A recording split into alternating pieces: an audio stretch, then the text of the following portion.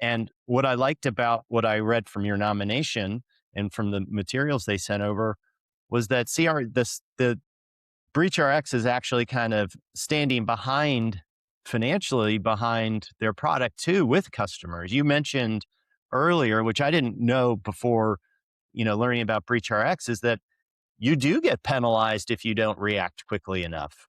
The SEC will fine you, the government will fine you.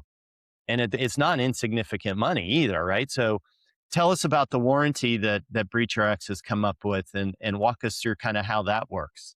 Yeah, for sure. And I'll add to that too is that we're seeing regulation come out of places like China, where if you're mission critical, you got 30 minutes to respond, right? Like, so, it's compared to what the US has to do sometimes, you're like, wow, okay.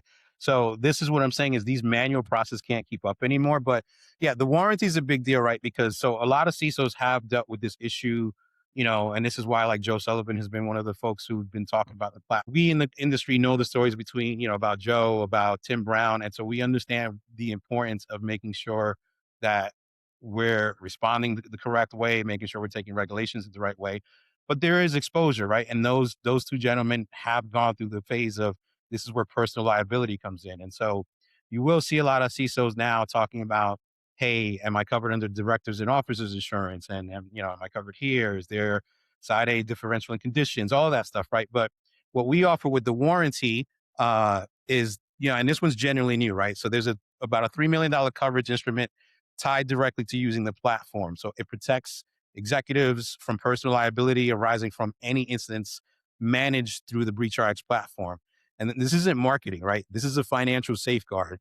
The anxiety in the boardrooms right now isn't just will we get breached? It's will I personally be held accountable?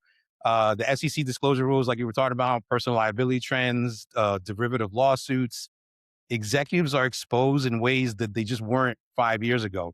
So the CERM warranty that we're offering addresses that directly. And no other incident response platform has done this. It's the feature that turns a software decision into a trust decision. Yeah, and it's really telling of the company to stand behind that.